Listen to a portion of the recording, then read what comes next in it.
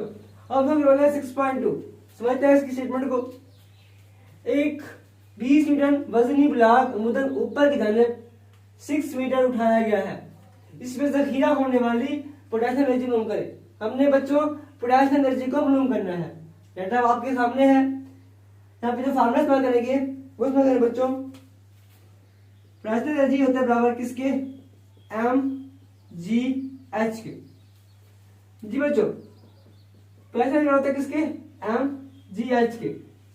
और जो वेट होता है वेट वो बराबर किसके होता है, एम जी के। W is equal to M और जी। इसको वन का नाम दे दो, इसको टू का नाम दे दो। अब क्या होगा, हमने इस W को पुट कर देना किसके अंदर, 1 के अंदर। Put equation 1 into 2। So potential energy is equal to W H। ठीक है बच्चों, वेट और H आ गया। अब हमने इसमें से पहले इसको पुट करना है।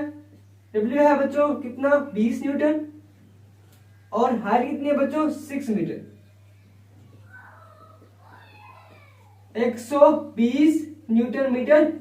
और बच्चों न्यूटन मीटर बराबर किसके होता है, जॉल के।